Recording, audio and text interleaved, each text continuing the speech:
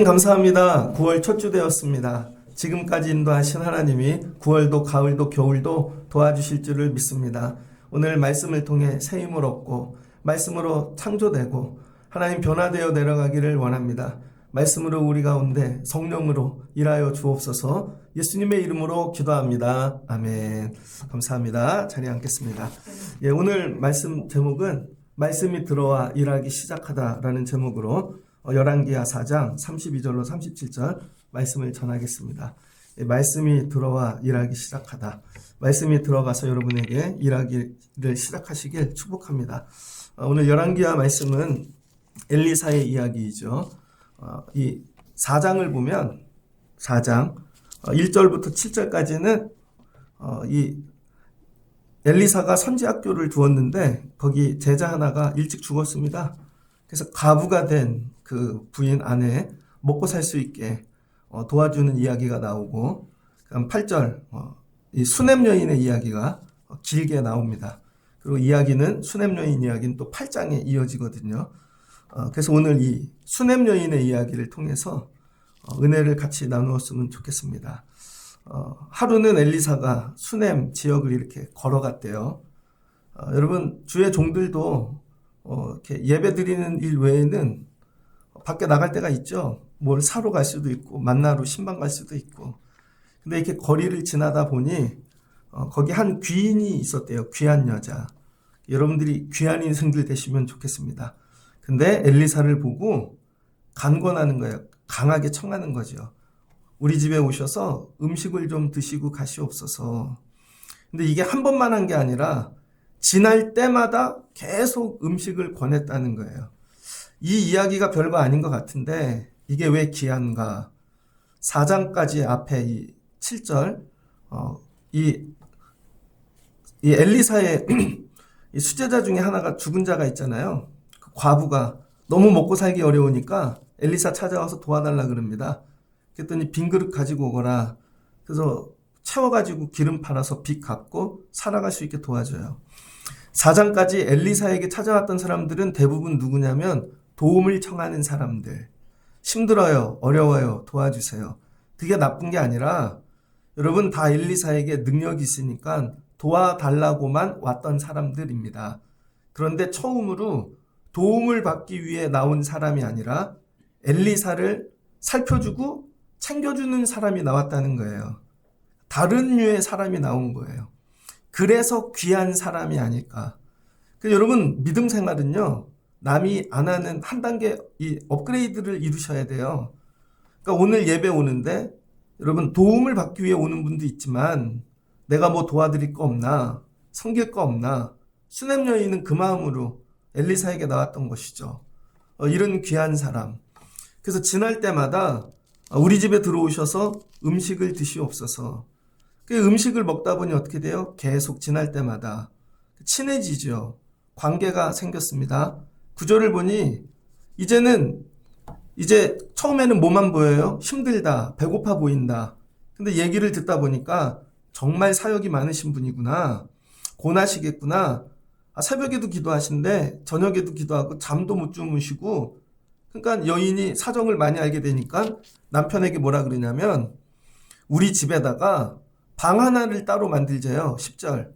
남편에게 우리가 그를 위하여 작은 방을 담 위에 만들자. 그 집에다가 뭐예요? 엘리사를 위해서 조그만 집을 하나 따로 짓는 거죠. 대단한 믿음이죠. 그리고 만들어서 거기에 침상을 넣었대요. 뭐 좋은 침대 넣었겠죠? 그 다음에 책상도 놔줬대요. 말씀 연구하라고. 그다음에 의자도 놔줬대요. 뭐 쉬라고. 안마 의자일까? 그다음에 촛대도 놔줬대요. 이렇게 했더니 엘리사가 거기 머뭅니다. 제가 이 말씀을 연구하다가 이 대전의 유성의 어떤 집사님이 이 말씀을 읽고 자기 집에 똑같이 이걸 만들었대요. 방에다가. 그래서 선교사님들 아니면 어려운 목회자들 오면 쉬어가시라고. 근데 그 방에 들어가는 분들이 힐링을 하는 거예요. 도대체 어떻게 꾸며놨길래. 그러니까 여러분, 우리 교회가 어떤 교회가 되어야 되냐면, 예수님 주일날 되게 바쁘시죠. 전 세계 교회 다니시느라. 근데 우리 교회 와선 쉬었다 가시면 좋겠습니다. 그래서 여러분, 주님을 위한 방도 만들어 놓고 주님이 쉬게 침상도 주무시게 책상도 의자도 촛대도. 여러분 이게 누군가 나를 위해 이런 거 하나 지어주면 얼마나 좋겠습니까? 엘리사가 이 방이 얼마나 감동인지 가갖고 은혜를 받은 것이죠. 그리고 하루는 엘리사가 거기 누워 있다가 야, 내가 이런 섬김을 받아도 되는가? 너무 감동을 먹은 거예요. 그래서 이 수냄 여인이 한 건 두 가지죠. 섬기는 일을 했는데 어떻게 섬겼어요? 열심히 먹여서 뭐예요? 쉼을 얻게 하는 거죠. 쉼. 그래서 엘리사로 안식을 얻게 합니다. 나를 만나면 사람들이 안식하는가? 안식을 주는 거죠. 그 다음에 두 번째는 대가 없이 했다는 거예요. 대가 없이. 하는데 대가 없이 엘리사를 열심히 섬겼습니다. 그랬더니 엘리사가 그 방에 누워있다 하루는 벌떡 일어나더니 사환 게하시를 부릅니다. 게하시. 수냄 여인을 불러오라. 여인을 불러왔어요. 여러분 이게 뭐냐면 이 엘리사가 섬김을 많이 받았죠. 섬김이 넘칩니다. 그랬더니 거기에 대한 응답, 반응이 나오는 것이죠. 그래서 우리 신앙생활은 뭐냐면 열심히 섬기는 일을 해야 됩니다. 섬기는 일. 여러분 받으려고 오면은 힘든데요. 진짜 잘 섬기려고 그러면 지치지 않습니다. 직장일도 그래요. 섬기러 가면 안 힘들어요. 오늘 뭐 할 일 없나. 근데 억지로 가잖아요. 못 다닙니다. 그리고 남이 뭐 해주는 거 없나? 왜 난 안 해주지? 그러면 못 다녀요, 여러분. 그러니까 이 여인이 귀한 건 뭐냐면 섬기는 사람이었다는 거예요. 그런데 이 섬기는 일이 어느 정도 섬겼냐면 엘리사가 볼 때 13절. 그 여인을 불러다가 이르는 거죠. 야, 네가 이같이 우리를 위하여 세심한 배려를 하는도다. 어떻게 섬겼대요? 세심한 배려. 아주 세심하게 디테일하게 섬겼다는 것이죠. 대충 섬기는 게 아니라. 여러분은 섬김을 어떻게 하십니까? 세심하게 배려하십니까?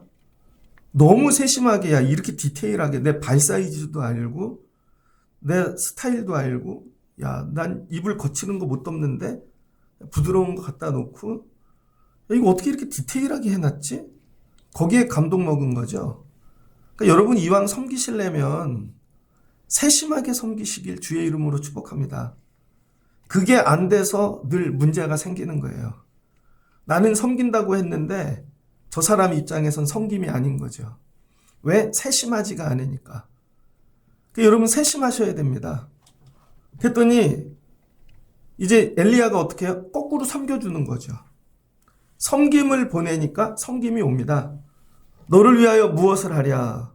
물어요. 그랬더니 왕에게 나가서 야, 내가 너에게 뭐 귀한 거 자리 한 자리 줄까? 왜? 왕하고도 엘리사가 뭐 다스릴 수 있는 자리니까. 아니래요. 그럼 엘리사가 이르되 그러면 무엇을 남편을 위해 뭘 해줄까? 아니래요. 그때 아무것도 요구하지 않는 거죠. 대가를 요구하지 않는 섬김입니다. 우리는 때때로 주의 일을 할 때 아니면 세상에 나가 뭐를 할 때 은근히 대가를 깝니다. 그래서 여러분 여기 두 종류의 인생이 나오거든요. 수냄 여인과 같은 인생과 게하시 같은 인생이 나옵니다. 게하시. 수냄 여인은 이름 자체가 쉼, 조용함 이런 뜻이에요. 그래서 모든 일을 이름 없이 빚도 없이 조용히 섬기는 사람. 근데 게하시는요, 거꾸로 영광과 드러내는 걸 좋아하는 사람이죠. 그래서 많은 사람들 중에 엘리사 옆에 붙어 있는 이유가 나도 엘리사처럼 돼야지. 나중에 나아만 장군이 오잖아요. 문둥병 고치고 이 엘리사가 아무것도 받지 않았습니다. 근데 뒤로 가가지고 살해를 받죠. 자기가. 문둥병에 걸리죠. 나중에. 교회 안에는 두 종류의 인생이 있습니다. 수냄 여인과 같은 인생, 게하시 같은 인생. 여러분들이 수냄 여인 같은 인생들 되시면 좋겠습니다. 그랬더니 아무것도 요구하지를 않아요. 대가 없는 섬김. 여기에 더 감동을 먹는 거죠. 그랬더니 이 엘리사가 내가 반드시 너에게 복을 주리라 그러는 거죠.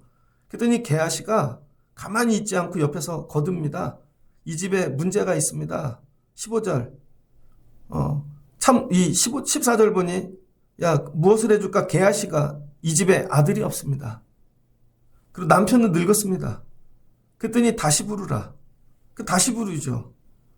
그러니까 여러분, 저희가 디테일하게 섬기면요, 디테일한 응답이 와요. 내가 얘기하지 않아도 디테일하게. 이 집에 자녀가 없습니다. 아픔을 아는 거죠. 내년 이맘때 네가 아들을 안고 있으리라. 그랬더니 속이지 마십시오. 왜 그러십니까? 이 얘기입니다. 이 얘기가 왜 중요한가? 여기서 세심한 배려가 무슨 뜻인가? 세심한 배려. 여러분, 이 세심한 배려가 창세기 1장에 나옵니다. 세심한 배려가.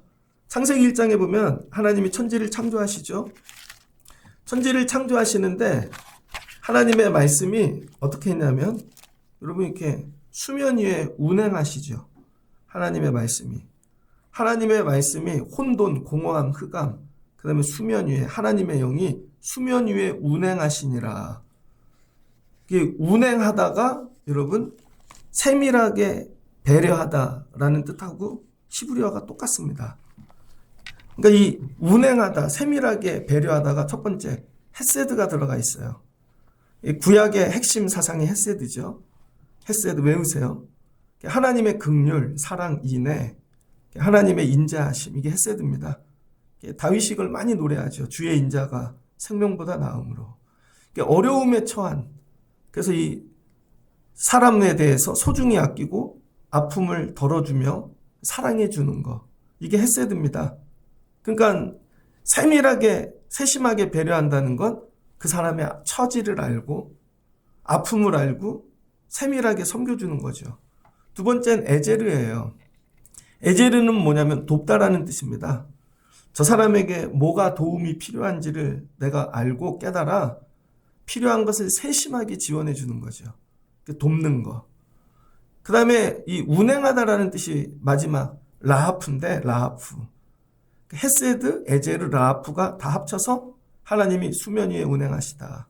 운행하다라는 뜻이 뭐냐면요, 하나님의 형상이 물 위를 운행하셔서 하나님이 세밀하게 은혜를 베풀어 주신다는 거예요. 그러니까 흑암이고 어두움이고, 여러분, 이게 흩어져 있는 재료들인데 하나님께서 그 아픔을 아시고 필요를 아시고 하나님이 거기를 세밀하게 한번 은혜를 베푸니까 뭐가 생겨요? 빛이 생기는 거죠. 한번 세밀하게 하나님이 운행하시니까 거기에 뭐가 생겨요? 흙이 생기는 거죠.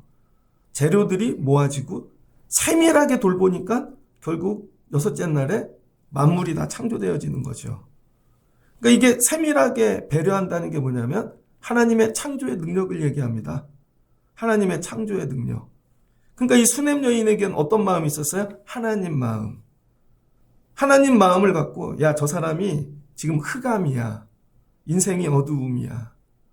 야, 되게 힘드네. 뭐 도와줄 거 없나? 내가 사랑으로 섬길 게 없나? 그럼 어떻게 돼요? 그게 지어져 간다는 거예요. 창조되어져 가고. 이게 우리에게 회복되어야 될 마음이죠. 예를 들어 볼게요, 여러분.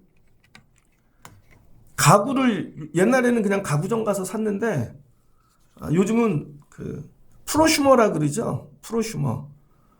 시간의 속도, 엘빈 토플러가 90년대 쓴 책에 보면 앞으로 시대는 프로슈머로 바뀔 거다. 프로슈머는 뭐냐면 프로덕터하고 컨슈머의 합성어예요.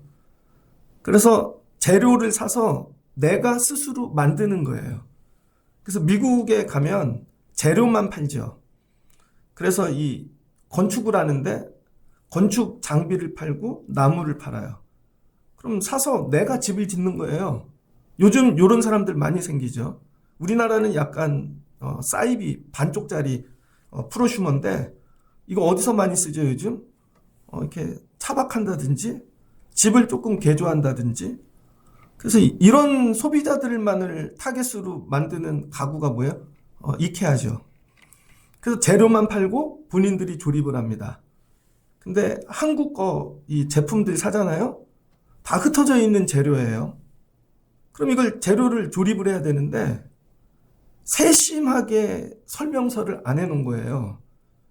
그럼 대충 조립을 하다 보면 뭐 나사가 하나가 없다든지, 분명히 요 1단계는 조립이 되는데 디테일한 부분에 가서 조립이 안 돼요. 그럼 망하는 거죠. 세심한 배려가 없다는 거예요. 이게. 그럼 뭐가 일어나요? 가구가 완성되지 않죠. 재료만 쓰레기처럼 쌓이는 것입니다. 그런데 좋은 제품을 파는 데는 요즘 어디까지 가냐면요. 이 제품을 쓰는데 동영상을 보내줍니다. 설명서가 아니라 동영상을 보내줘서 이렇게 하십시오.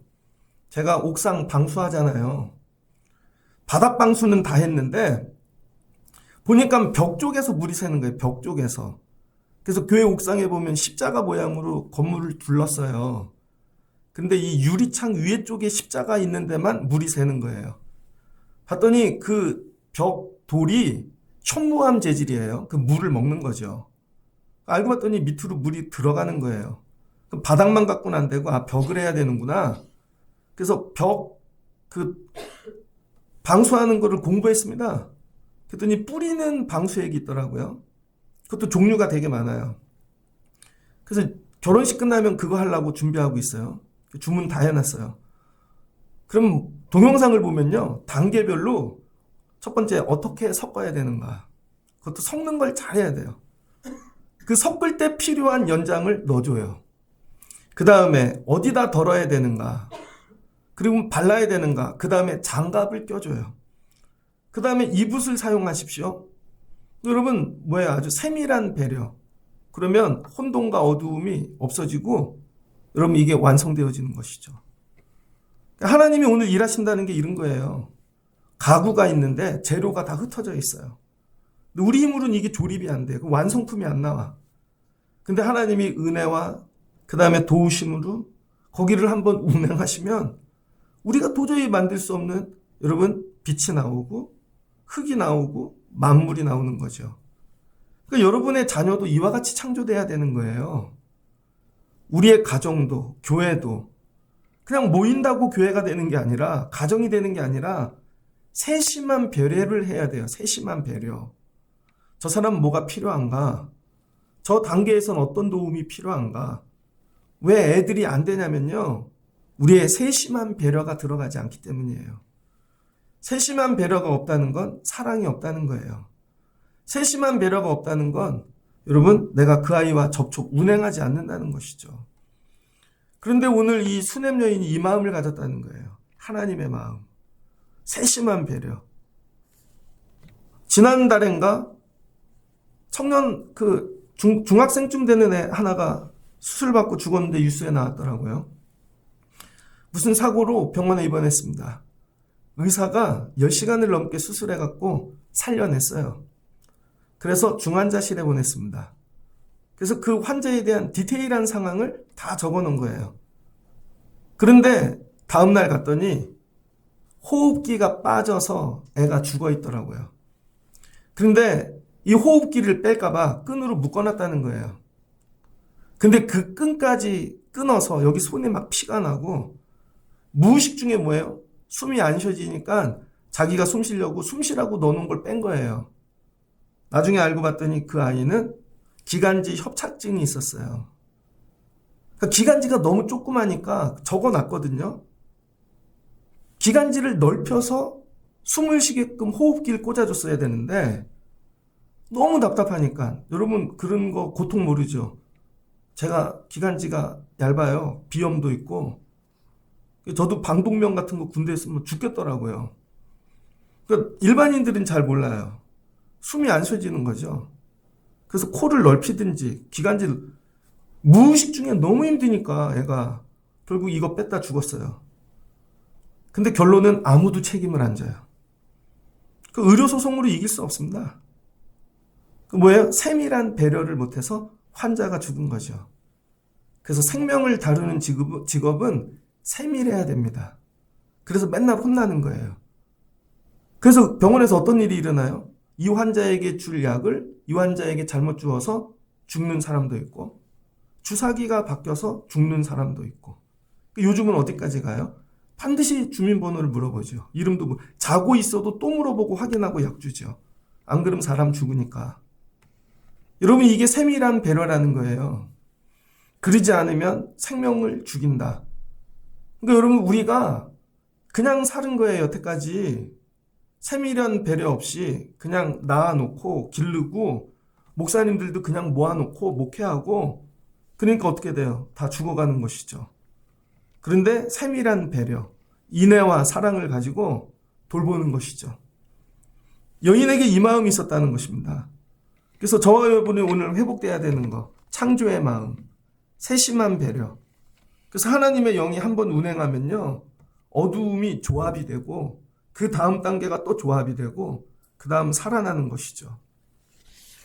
오늘 엘리사가 살아났어요. 엘리사가 지치고 힘든데 그랬더니 엘리사가 이제 이 마음이 든 거죠. 살리고 싶은 마음. 세심한 배려로 엘리사를 살려놨더니 엘리사가 이제는 내가 너 살려줄게. 그리고 처음엔 이거죠. 부자 되고 싶냐? 권력을 갖고 싶냐? 근데 세밀하게 들어가 보니까 그 집에 애가 없는 거죠. 가장 큰 아픔. 그래서 하나님은 여러분을 세심하게 살피시는 하나님이시라는 거예요. 그러니까 세심하게 살필 수 있도록 하나님께 가까이 와야죠. 멀리서만 있는 분들은 하나님이 세심하게 배려할 수 없어요. 그러니까 여러분이 오셔서 기도하셔야 돼요. 하나님, 제가 이게 아파요. 힘들어요. 어려워요. 그럼 하나님이 여러분을 세심하게 다스려 주실 줄을 믿습니다. 그래서 묻는 거죠. 야, 내년 이맘때 네가 아이를 가지리라. 여기서 이제 아들을 주시잖아요. 여기서 이제 메시아 사상이 나온다는 거예요. 메시아 사상. 그래서 이 아들, 씨를 뭐라 그러냐면 히브리어로 제라라 그럽니다. 제라. 누구에게 이런 씨 아들을 주시는가? 세심한 배려를 가진 여인에게 하나님이 아들을 주신다는 거예요. 아무나에게 생명을 맡기시지 않는 거죠. 이사야서 66장 9절입니다. 여호와께서 이르시되 내가 아이를 갖도록 하였은즉 해산하게 하지 아니하겠느냐? 내 하나님 이르시되 나는 해산하게 하는 이인즉 어찌 태를 닫겠느냐 하시니라. 여자가 아들을 낳으니 이는 장차 철장으로 만국을 다스릴 남자라. 그 아이를 하나님 아까 그 보좌 앞에 올려가더라. 요한계시록 12장 5절입니다. 그가 씨를 보게 되며 그의 날은 길 것이요 또 그의 손으로 여호와께서 기뻐하시는 뜻을 성취하리로다. 이사야 53장 3절 10절. 그러니까 여러분, 이렇게 세심한 배려를 가진 자에게 뭘 주신대요? 아들, 자녀. 저 예전에 결혼해서 처음 살던 동네에 서울 그 앞에 보면 되게 큰 땅인데요. 땅이 비어 있어요. 제가 볼 때 한 1000평은 되는 것 같아요. 서울 시내에. 근데 주차장으로 쓰고 있더라고요. 근데 그 동네 오래 사신 분들은 그 이유를 알아요. 거기 산부인과가 있었거든요. 근데 아이를 출산하다 아이를 잘못 애가 죽은 거예요. 그 한 명 아이가 죽는 일로 산부인과가 망해서 문을 닫은 거예요. 그래서 공토로 남아 있습니다. 그다음부터는 그 산부인과에 아무도 찾아가지 않는 거죠. 왜? 아이를 맡기지 않으니까. 내 생명을. 이 원리예요, 여러분. 네 세심한 배려로 너에게 있는 그 창조, 인애와 헤세드와 라하프, 그럼 아들을 주시겠다는 거예요. 교회를 생각해 보면요. 교회에 왜 생명이 없지? 여러분, 제가 중고등부 전도사도 했어요. 근데 왜 우리 부서에는 애들이 안 나오지? 세심한 배려가 없으니까 하나님이 자녀를 안 맡기시는 거예요. 제가 서울에 있을 때 중고등부 전도사 할 때요. 그 교회 어른이 여러분 85,000명 나왔어요. 85,000명. 그럼 아동부 부서가 4개, 5개 돼요. 중고등부 4개 부서가 있습니다. 근데 하루는 예배를 드리는데 어떤 어머니가 찾아오셨어요. 자기 아들을 데리고. 자기가 아들이 하나예요. 근데 이 아이가 그 엄마는 초등학교 선생님이었습니다. 그 앞에. 근데 이 어머니 꿈은 피아니스트였는데 피아니스트가 못 되고 초등학교 선생님이 됐어요. 그래서 아이를 낳았는데 태교부터 음악만 듣게 했어요. 그리고 나갖고도 음악만 가르쳤어요. 그랬더니 음악 신동이 되었습니다. 피아노 신동. 근데 초등학교 다닐 때부터 애가 이상하다는 걸 알았어요. 말을 안 해. 사람들하고 대화할 줄 몰라. 그 다음부터 엄마가 깨달은 거예요. 이거 위기다. 그 중학교는 예중을 보내서 거기서 막 탁월한 영재가 됐는데 사람들하고 못 지내니까. 그래서 이 엄마가 회개하고 애를 음악으로만 기르면 안 되겠다. 그래서 예배의 자리 갖다 놔야겠다. 하나님께 맡겨야 되겠다. 근데 아무 교회나 가지 아니하시고 교회를 다 돌아다녔어요, 이 어머니가. 우리 애들을 감당해 줄 만한 교회가 있나. 그리고 저 섬기던 교회에 왔다가 9시 예배도 있고 예배가 되게 많은데 저희 부서 예배를 본 거예요. 근데 애들이 막 살아있어. 막 오케스트라도 하고 연극도 하고 막. 그러더니 전도사님, 저희 애를 맡기고 싶어요. 저희 애가 이런 아픔이 있어요. 말을 못해요. 피아노밖에 못 쳐요. 그래서 피아노 반주를 시켰습니다.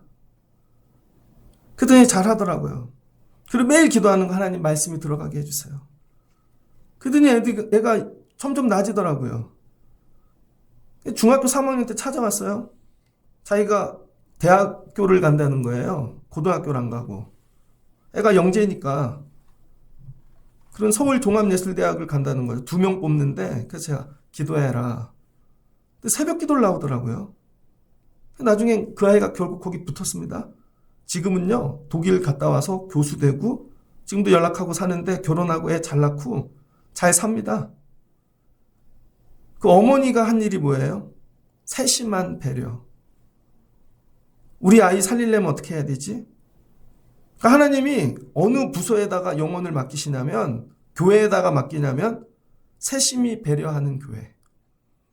한 영혼에 대하여 저 아이의 아픔, 뭘 먹고 사는지, 일주일 어떻게 사는지 세심한 배려를 해야 영혼을 맡기죠.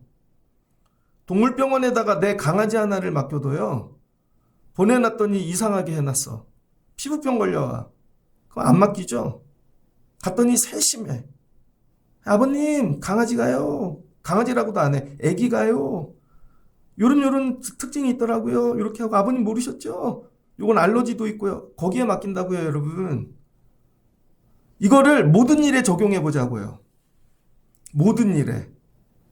하나님이 왜 여러분의 일터에 일을 안 주실까요? 이게 자녀라고 생각하면 세심한 배려를 안 하니까. 이번에 부산에서 축제가 있었죠? 그런데 회를 내놓는데 뭐 조금 내놓고 7만 원을 받았대. 그랬더니 조사를 나가니까 메뉴판을 지웠어요. 그랬더니 단합을 해서 나와서 대물을 합니다. 그건 아니죠. 잘못했어요. 안 그럴게요. 그래야 되는 거죠. 근데 제주도에 있는 어느 식당입니다.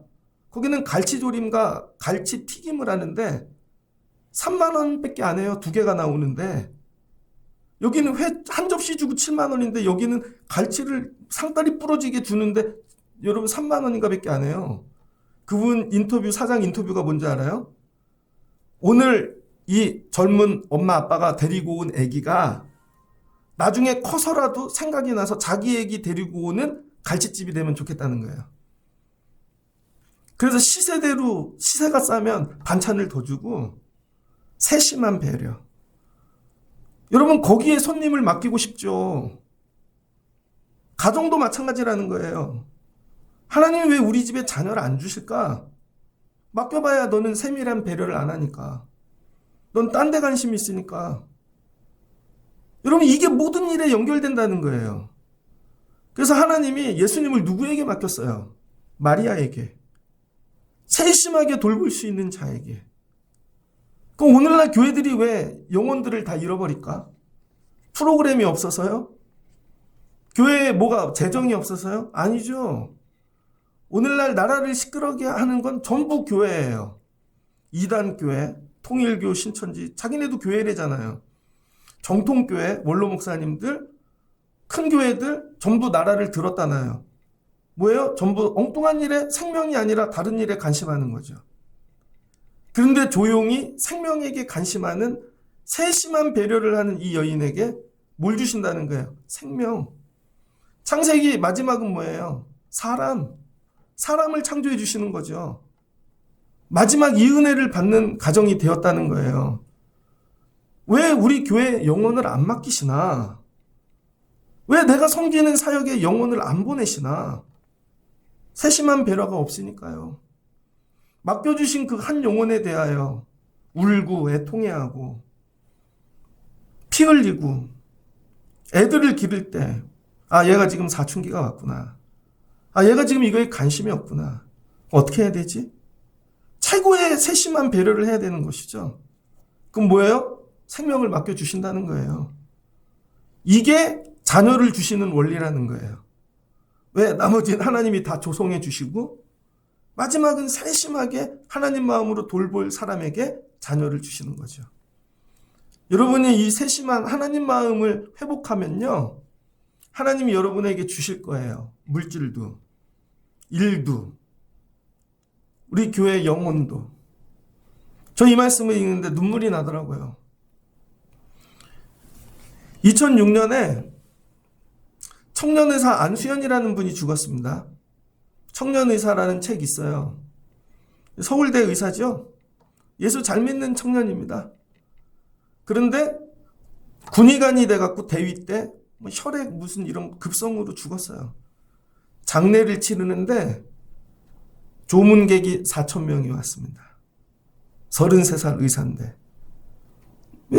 그래야 큰 교수도 아니고 인턴 레지던트 마치고 군의관 간 거죠. 근데 4,000명이 누가 왔냐? 병원에 청소하시는 분들, 병원 앞에서 구두 닦기 하시는 분들, 병원 지키는 수의하시는 분들, 의사가 한 번도 인사를 해준 적이 없는데 그 젊은 의사만 수의 아저씨 손잡고 인사해줬다는 거예요. 90도로. 청소하시는 분들 있으면 껴안아 드리고 커피 사드리고, 암에 걸린 여자애 밤마다 가서 기도해주고 울어주고, 그래서 예수 만나고. 그랬더니 4,000명이 왔다는 거예요. 세심한 배려. 너 정도면 병든 자 맡길 수 있어. 하나님이 우리에게 주시지 않는 이유는 간단해요. 여러분에게 헤세드, 에제르, 라하프가 없기 때문이에요. 왜? 맡겨도 세심하게 배려하지 않을 거니까. 근데 이 마음이 회복되면 맡겨주신다는 것이죠. 그랬더니 다음에 여인이 아이를 낳았어요. 17절 여인이 잉태하여 한 해가 지난 이때쯤 엘리사가 말한 대로 아들을 낳으니라. 18절 아이가 자라매 세심하게 길렀겠죠. 얼마나 이쁠까. 근데 하루는 추수꾼에게 나가서 아버지에게 이르렀더니 농사가 잘 돼서 추수하러 아버지가 갔는데 아들이 아빠 보러 간 거죠. 아버지 하고. 근데 오다가 애가 그 추수하는 밭에서 죽은 거예요. 전염병인가? 왜 죽었지? 그 아버지가 아이를 안고 내 머리야, 내 머리야. 아이를 데리고 통곡하는 거죠. 울어요. 그랬더니 사환에게 말하여 어머니에게로 데려가라. 얼마나 걱정이. 야, 수냄 여인 이제 기절하겠다. 하나밖에 없는 아들이 죽었으니 늙어서 낳은. 그랬더니 그 어머니에게 데려갔더니 어머니가 놀라지 않고 가만히 앉아 울다가 침상위에 아들을 두고 하나님의 사람에게 가야겠다. 이 일은 내가 운다고 해결될 일이 아니라 하나님의 사람에게 가야 되겠다. 그리고 문을 닫고 남편을 불러 사한 한 명, 나귀 한 마리를 데리고 내가 하나님의 사람에게 달려갔다 오겠다는 것이죠. 남편이 이르되 초하루도 아니고 안식일도 아니거늘 오늘 하나님의 사람 만날 일이 없다는 거예요. 안식일이 아니어서. 그랬더니 그 엄마가 혼자 갈멜산으로 엘리사를 만나러 가는 것이죠. 갈멜산에서 멀리 보는데 저기 누가 와요. 봤더니 엘리사가 그 비주얼만 보고 실루엣만 보고도 저 수냄 여인이 아니냐. 하나님에게 여러분이 이런 분들 되시기를 주의 이름으로 축복합니다. 저는요, 우리 교회 성도들 차 번호를 거의 외워요. 요즘은 안 외우려고 애를 써요. 여러분 차 운전하는 것만 봐도 집사님이다, 권사님이다. 여러분이 만약에 술집을 잘 다녀요, 아니면 놀러 잘 다녀, 단골이야, 여러분 오는 것만 봐도 알걸요? 근데 하나님의 사람 저 멀리서 오는 것만 봐도 야, 수냄 여인이다. 평안하냐? 남편은 아이는 잘 있고 평안하냐? 한마디도 안 하는 것이죠. 나중에 와서 다리를 붙잡고 옵니다. 애가 죽었다고. 여인이 이르되 내가 주께 아들을 구하더니까 언제 내가 아들을 달라 그랬어? 왜 나에게 이 아픔을 주십니까? 했더니 엘리사가 내 지팡이를 가지고 가서 그 아이에게 얼굴에 대라. 그럼 살아나리라. 그럼 능력의 지팡이를 주겠대요. 그랬더니 어머니가 아니라. 그랬더니 게하시가 진짜 시끄럽게 하네. 그 정도 일 갖고 지팡이 갖고 가면 된다니까. 띄어내려 그러는 거죠. 그랬더니 엘리사가 그냥 두어라. 그러더니 네가 무엇을 원하느냐? 가서 기도해 주세요. 가서. 엘리사가 집에 들어가 보니 그 오늘 말씀입니다. 아이가 죽었는데 침상위에 눕혀 있는지라. 여기 뭐가 들어온 거예요? 엘리사가. 하나님의 사람. 말씀이 들어온 거죠. 그 말씀으로 이 아이가 태어났잖아요. 그 근원이 들어온 거죠. 들어가서 문을 닫으니 두 사람뿐이니라. 엘리사가 뭐예요? 기도하는 것이죠. 이제 말씀이 아니라 이건 기도해야 될 일. 그래서 여러분, 기도까지 가시는 일이 오래 걸립니다. 교회를 다닌다고 금방 기도하는 사람이 되는 게 아니에요. 교회를 다니면 제일 먼저 성품의 변화가 와서 나도 예수 믿는 사람처럼 배려하고 섬기고 살아야지. 이것도 어렵지만 그 다음엔 말씀을 붙잡죠. 기도까지 가려면 내 가장 귀한 생명과 같은 걸 이뤄야 돼요. 그래야 기도한다니까요. 여기 믿음 없는 분도 자식이 죽을 거 정말 의사도 포기하면 엎드려 기도할걸요? 전 그런 부모님들 많이 봤는데 목사님 애가 갑자기 죽어가요. 기도해 주세요. 기도를 하는데 하나님이 죽을 일이 아니래요. 저분들 믿음 세우려고. 두 분이 기도하시면 된대요. 그거 얘기해 주는 거 되게 어려워요, 여러분. 새벽으로 나와 기도하십시오. 기도하시더라고. 살더라고. 사니까 안 나오더라고. 무슨 말씀인지 알겠어요, 여러분? 엘리사가 가서 기도했다는 거예요. 뭐예요? 기도에 맡기는 거예요. 지팡이에 맡기는 게 아니라. 아니에요. 직접 가서 해주세요.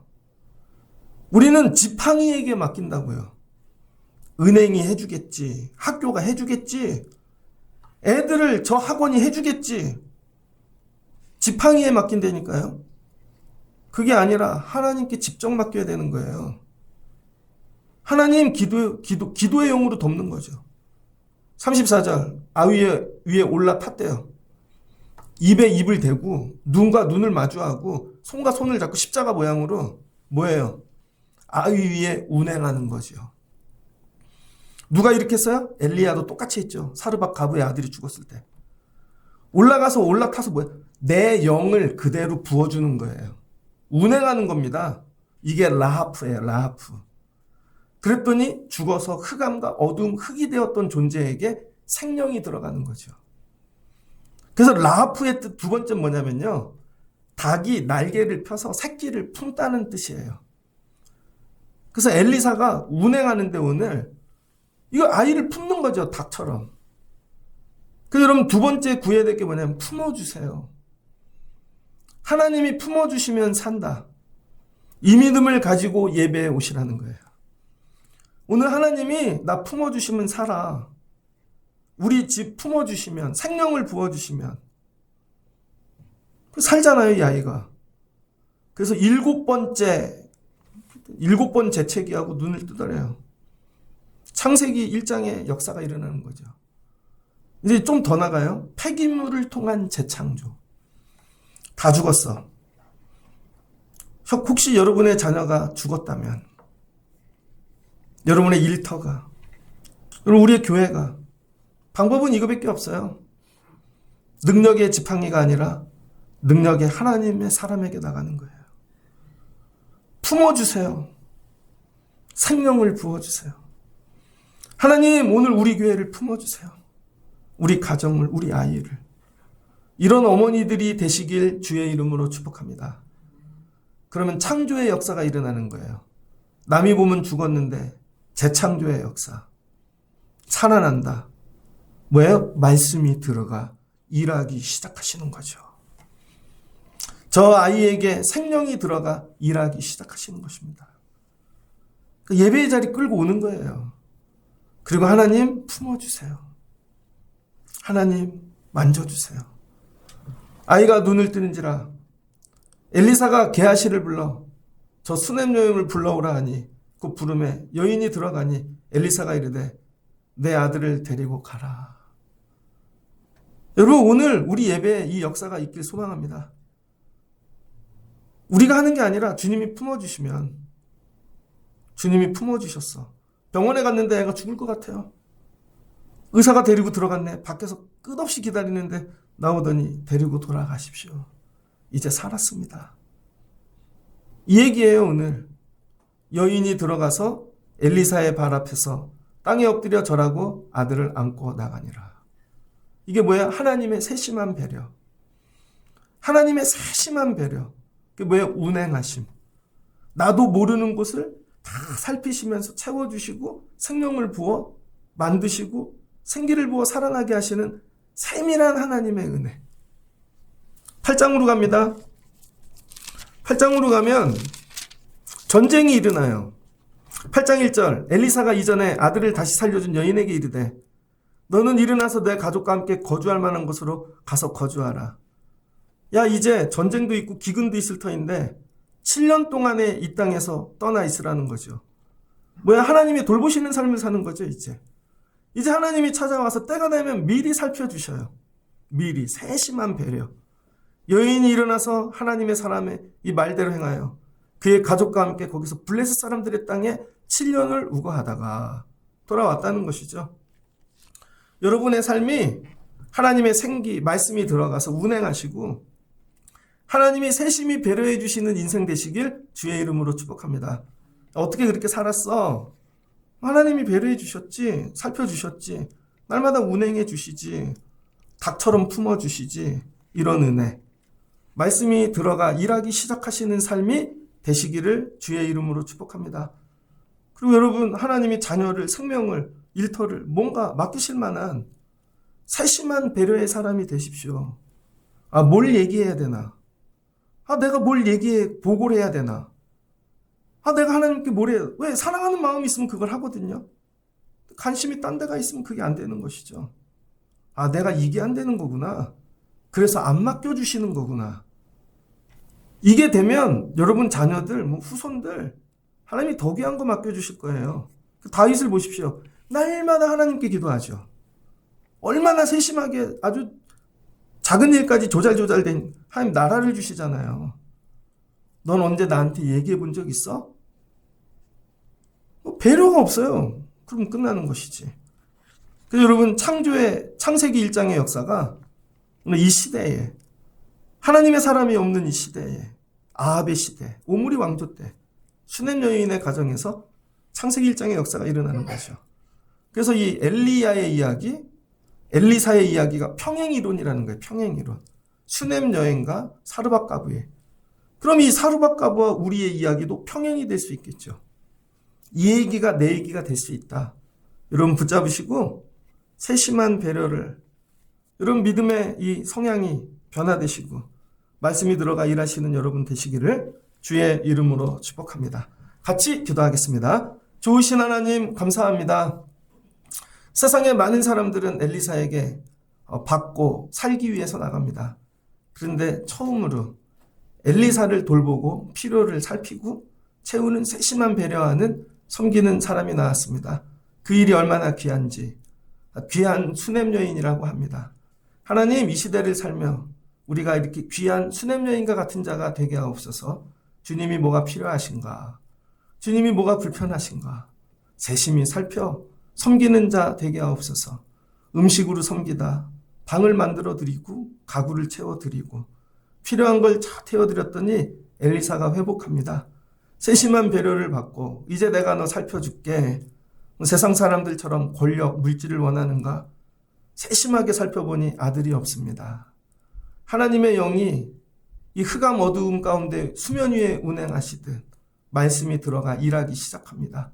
그랬더니 1년 후 아들을 낳습니다. 하나님이 아들을 주실 만한 세심한 배려의 믿음을 갖고 사는 저희들 되게 하옵소서. 나는 주시면 세심하게 관리할 수 있나? 자녀들을, 물질을, 영혼들을 이게 회복돼야 하나님이 부흥을 주시죠. 영혼을 맡기시죠. 하나님께서 기업을 맡기시죠. 회복되게 하시고, 그래도 내 힘으로 기르다 안 되거든. 하나님 품어주세요.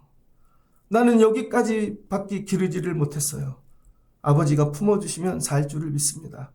능력의 지팡이가 아니라 능력이신 하나님이 품어주세요. 그 위에 운행하니 엘리사가 누우니 죽은 아들이 삽니다. 세밀한 배려를 해주십니다. 하나님, 오늘 예배하는 자들을 품어주세요. 회복되어 내려가는 예배의 자리가 되게 하여 주옵소서. 예수님의 이름으로 기도합니다. 아멘.